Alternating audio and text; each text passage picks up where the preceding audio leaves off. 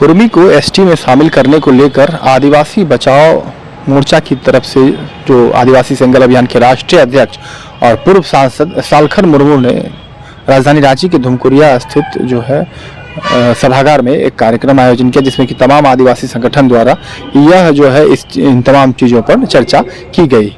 इन्हीं मुद्दे को लेकर जो है इस कार्यक्रम में पूर्व मंत्री गीताश्री उरांव भी पहुंची। उन्होंने क्या कुछ कहा है कुर्मी को एसटी में शामिल होने को लेकर, और वही सरना कोड जो कि कई सालों से लंबित है मामले, वह लागू करने को लेकर कितनी दूर तक लड़ाई लड़ने की बात कही है, आंदोलन करने की बात कही है, और कितनी जरूरत आदिवासी समाज को सरना कोड को लागू कराने को लेकर उन्होंने कहा है, यह देखिए।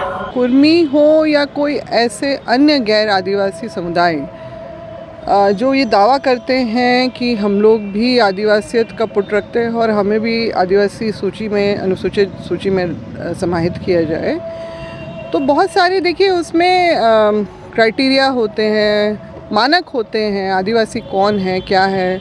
लोकुर कमेटी भी 1965 में जो बनी थी, उसमें भी ये सारे मानक जो रखे गए थे, उसके अंतर्गत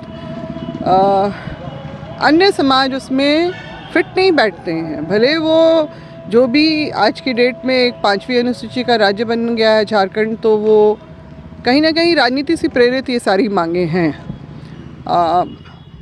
हम ये भी बोलते हैं कि आखिर क्या बात है। लोग बोलते हैं कि षड्यंत्र के तहत उनको लिस्ट से हटा दिया गया, मगर जो आदिवासी बने रहे सदियों से, हमेशा से बने रहे, आज भी हम लोग लिस्ट में हैं जो आदिवासी समाज के लोग।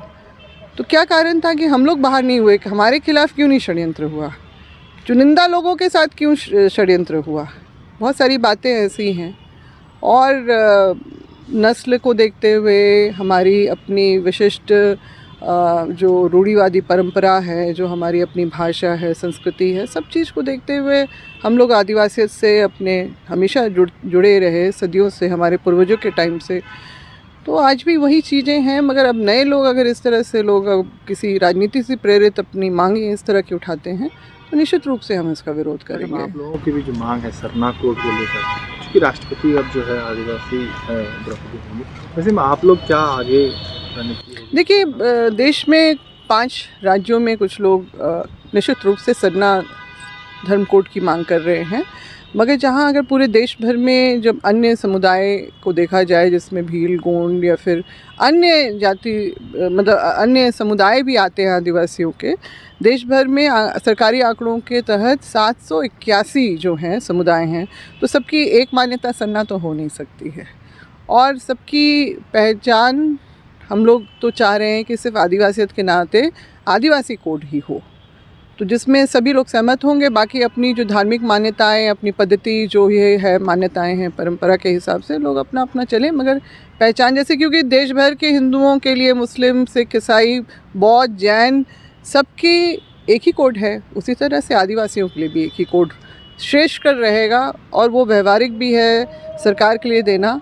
और अगर हम लोग एकजुट हो जाते हैं इस मांग को लेकर, तो निश्चित रूप से सरकार को भी बाध्य होकर भी देना पड़ेगा, क्योंकि अगर हम लोग अलग अलग बटे रहेंगे तो ये एक बहाना रहेगा कि कुछ लोग ये मांग रहे हैं, कुछ लोग ये।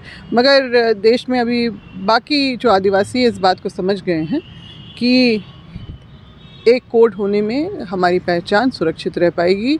और जो अंग्रेज़ों के ज़माने में जो जनगणना का काम होता था, जिस तरह से हमको कैटेगराइज किया गया था, अलग अलग एनिमिस्ट, एबॉरिजिन्स, एबॉरिजिनल ट्राइब्स, ट्राइबल रिलीजन, इस तरह से, बस उसी चीज़ को ही हम लोग मतलब चाह रहे हैं कि पुनर्स्थापित 7वें कोड के तौर पे किया जाए, जो आज़ादी के बाद में अदर्स के रूप में हमें दिया गया था। अदर्स ट्राइबल रिलीजन, देखिए अगर उसको भी आप देखते हैं तो उठा के, तो उसमें भी लिखा हुआ है ट्राइबल रिलीजन, अदर्स वो जस्ट शॉर्ट फॉर्म है, अदर्स परसुएशंस हैं उसमें। तो हम लोग वही जो बात की, हमने जाके रजिस्ट्रार जनरल ऑफ इंडिया के ऑफिस में जो रजिस्ट्रार जनरल हैं, उनसे यही कहा कि हम तो बस वही चीज़ मांग रहे हैं, ट्राइबल रिलीजन ऑलरेडी लिखा है, वही चीज़ हम लोग को दे दीजिए, आदिवासी और ट्राइबल रिलीजन, बस यही है।